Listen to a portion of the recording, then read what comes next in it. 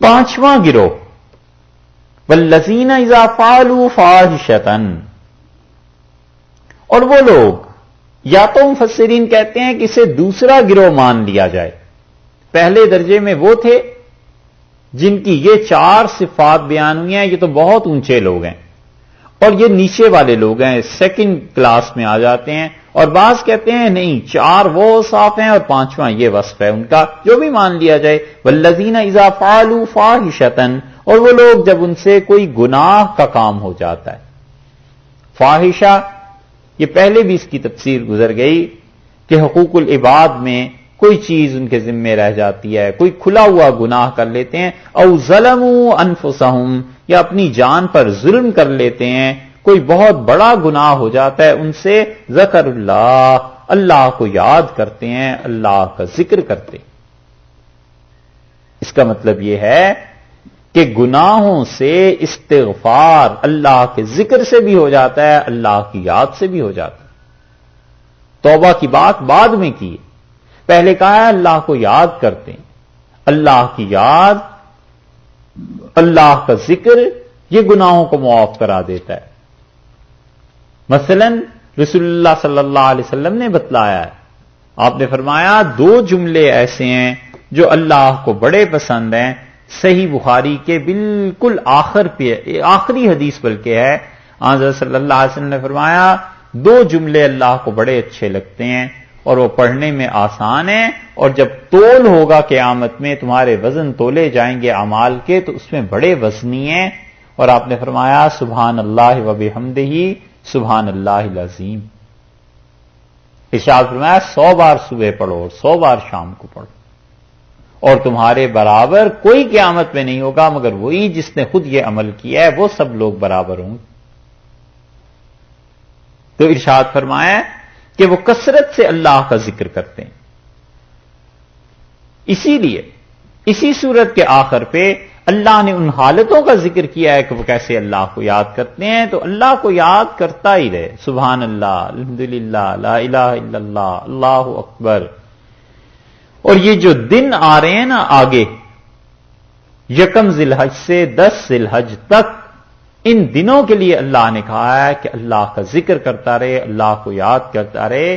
حدیث میں آیا ہے حضرت ابو ہریرہ رضی اللہ عنہ مدینہ منورہ کی گلیوں میں گھومتے تھے اور لوگوں کو کہتے تھے کہ یہ 10 دن اللہ نے اپنے ذکر کے لیے رکھے ہیں، یاد کے لیے، اللہ کا ذکر کرو، تکبیر پڑھو۔ اسی لیے رسول اللہ صلی اللہ علیہ وسلم عید الاضحیٰ میں جب جاتے تھے تو اونچی آواز سے تکبیر کہتے تھے، آیا ہے نا حدیث میں، اور جب چھوٹی عید میں جاتے تھے عید الفطر میں تو آہستہ آواز سے تکبیر کہتے تھے، اور اسی وجہ سے 9 ذی الحج سے ہر نماز کے بعد تکبیر شروع ہو جاتی، اور جو مینا میں ہیں وہ تو خیر کہتے ہی کہتے ہیں، اور بھی امت میں۔ تو اللہ نے فرمایا گناہ ہو جائے، فحاشی کا کوئی کام ہو جائے، اپنی جان پر ظلم کر بیٹھیں، ذکر اللہ، اللہ کو یاد کرنے لگ جاتے ہیں، فاستغفروا لذنوبہم، اور اپنے گناہوں کے لیے معافی مانگتے ہیں، اللہ سے معافی بھی مانگتے ہیں کہ گناہ ہو گیا، غلطی ہو گئی، بار بار خدا کے سامنے اعتراف کرتے ہیں، بار بار توبہ کرتے رہتے ہیں۔ یہ ہے مومن کا مقام کہ اللہ سے ہر حال میں معافی مانگتا ہی رہے۔ اسی صورت کے آغاز میں آیا نا کہ والمستغفرین بالاسحار، اور سحر کے وقت اللہ سے معافی مانگنے والے، کہ جتنا سحر قریب ہوتا ہے، صبح قریب ہوتی ہے، اتنا ہی اللہ کو یاد کرتے ہیں، اللہ سے معافی مانگتے رہتے ہیں۔ یہ ضروری تھوڑا ہی ہے کہ استغفر اللہ ہی کہے، اپنی زبان میں بھی کہتا ہے نا کہ اللہ مجھے معاف فرما، یہ بھی بہت ہے، لیکن ارشاد یہ ہے کہ اپنے گناہوں کی معافی مانگتے ہیں۔ وَمَن يَغْفِرُ الذُّنُوبَ إِلَّا اللَّهُ، اور لوگوں اللہ کے علاوہ کون ہے جو معاف کرے؟ اللہ کے علاوہ کون ہے جو گناہوں سے درگزر کرے؟ اللہ ہی ہے۔ اسی لیے دوسری جگہ پہ آیا ہے، رسول اللہ صلی اللہ علیہ وسلم نے فرمایا، اللہ تعالیٰ اپنے فرشتوں کو بلا کے کہتے ہیں کہ علم عبدی ان لہ ربن، میرے بندے نے جان لیا ہے نا کہ اس کا کوئی پروردگار ہے، اسی لیے تو معافی مانگتا ہے۔ حتیٰ کہ یہ معافی اتنی بڑی چیز ہے اس کا مانگنا کہ فتاوی عالمگیری میں لکھا ہے کہ موت کے وقت لا الہ الا اللہ سے افضل یہ ہے کہ کوئی آدمی یہ کہے کہ استغفر اللہ الذی لا الہ الا هو الحی القیوم واتوب الیہ،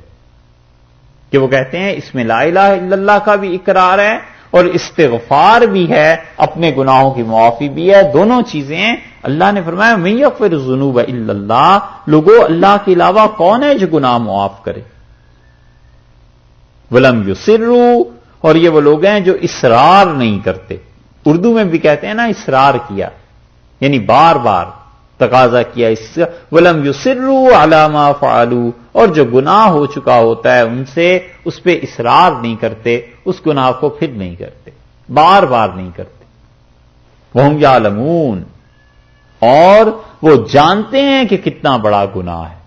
انہیں علم ہوتا ہے کہ کتنی غلط حرکت میں نے کر دی ہے، پھر اس کے قریب نہیں جاتے، اور جو ہو گیا ہے اللہ سے معافی مانگتے ہیں۔ سو یہ دونوں گروپ، یا جس میں پانچوں صفات پائی جائیں،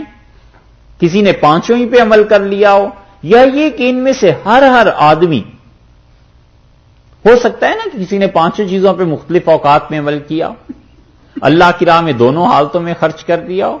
پھر یہ بھی ہو سکتا ہے کہ اس نے اپنے غصے کو کسی وقت قابو میں کر لیا، پھر یہ بھی ہو سکتا ہے کسی کو معافی دے دی۔ پانچوں صفات جس ایک آدمی میں پائی جائیں ایک، یا یہ کہ دونوں گروپس بن گئے، یہ دونوں گروپ دو، یا تیسری بات یہ ہے کہ ان میں کسی آدمی میں کوئی بھی صفت ایسی ہے ان میں جس پہ غلبہ ہے، مثلا باقی چیزوں میں تو پیچھے ہے لیکن اس پہ غلبہ اس چیز کا ہے کہ غصے پہ قابو رہتا ہے، غصے میں بھی قابو نہیں رہتا، لیکن اس میں غلبہ یہ ہے کہ ہر ایک کے ساتھ احسان کا سلوک کرتا ہے، ساری برائیاں ہیں لیکن یہ کہ وہ توبہ بڑی کرتا ہے، کوئی چیز بھی پائی جاتی ہے